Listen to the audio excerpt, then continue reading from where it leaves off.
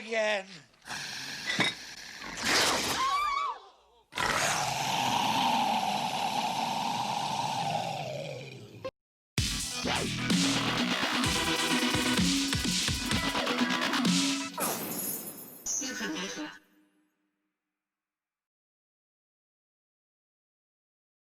What's happening, guys? Supernova here, back with another video, and this is going to be a pretty quick one. It's just going to be my initial reactions to the Gotham Knights trailer that we got today.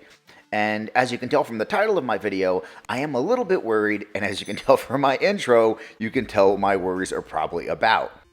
But first, let me go over really quick what we saw in the trailer, the things that I liked about it, and then I'll get into the reasons why I am worried. Now, there's not a whole lot that we do know about the game yet. All we know really is that it's going to involve the Court of Owls. We know it's going to be co-op. You can play as either Batwoman, Robin, Nightwing, or Red Hood. And we know it's going to be open world, much like the Arkham games normally are. In the game, supposedly Batman is dead, so it is up to the Gotham Knights, the 4 characters, to kind of defend Gotham from all the villainy. I think Batman's really not dead. I think it's just a red herring. But that's the story we're being given. So that's really all they've told us. So what we see in the trailer is Batwoman riding through the streets of Gotham on the Batbike.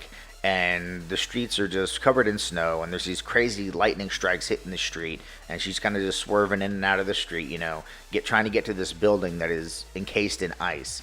And as she arrives at the building, Robin joins her. And that's where you kind of can tell the game is co-op. And they fight a couple guys outside, get inside the building, fight a few guys in there, and then they get into a room where it becomes a boss fight with Mr. Freeze. And then they're fighting him cooperatively. And that's really all they show in the trailer. Now, in terms of the things I liked, which I really can't say a whole lot because they didn't show us a whole lot, but in terms of the things I liked, first off, I'm going to say the graphics. I think graphically the game looks great. Is it mind-blowing? No. Is it like, holy fuck, that's next-gen? No. But we expect these Arkham games to look good, and I think this one does hit that mark. Now, the other thing that I thought looked really good was the combat. The combat looks really fluid. I like the combinations the character's throwing. It's hard to tell what kind of combat system they're using. So I don't know what they're doing to make the character do these cool looking combinations. Are they just pressing the same button over and over and over again? Is it different combinations of a light attack or heavy attack? So I really don't know what that is. And I also don't know if there's a counter system in the game because I don't think I've seen anyone counter any enemy's attacks. I would assume there's going to be a counter system. I mean, it's a Batman game, even though it's not developed by Rocksteady. That's kind of become like what these games are and what most games in this style are. So I'm assuming there's a counter system, but we haven't seen one. But the combat does look good, and it looks like it's going to be fun to play. And now we know the game is co-op, and this is something I'm kind of iffy on. Because I don't mind when games have co-op modes in them, but I don't like when games are co-op from the start. Because I like to get immersed in these games, I like to get immersed in these worlds, and I feel that when the games are designed to be played cooperatively, even through like the main quests or the main campaign, that the ability to immerse you in the game suffers a bit. I'd rather there be a main campaign that I can play and complete by myself, and then have a mode on the side that allows me to run around Gotham and beat the shit out of people with my friends. Because like I said, I think that when they force the co-op into the main game, it ruins the ability for you to fully get immersed in the game. But that being said, I know that a lot of people are all about co-op and the idea of running around, being able to beat the shit out of people in Gotham with your friends and take on these bosses with your friends. A lot of people are all about that, so we'll see what happens with the co-op, but I'm not sure exactly if I'm liking it or not. Here's where I am worried about the game. And that's these little fucking numbers that appear over all the enemies' heads. All these enemies appear to have levels above their heads. And as you hit these enemies, you are seeing numbers get pulled off like XP. And the first thing that comes to my mind when I see this is, oh, this is just like fucking everything else is becoming, oh, this is the DC version of Destiny.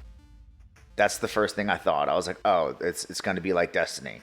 It's going to be Arkham City, and you're going to run around doing quests and doing, missions, and it's going to be a live service game.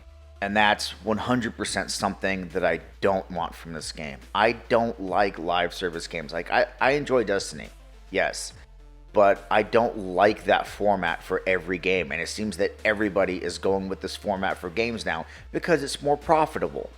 And I just don't like live service games. So seeing these numbers above these enemies' heads really fucking worries me. Now, hey, my worries may be for nothing because maybe this is just an RPG and has a lot of heavy RPG elements, and some of those RPG elements include enemies with higher level caps. No different than when you see enemies in Fallout or Skyrim that have fucking skulls above their heads saying, hey, you don't want to fuck with this guy, right? So maybe that's what this game is.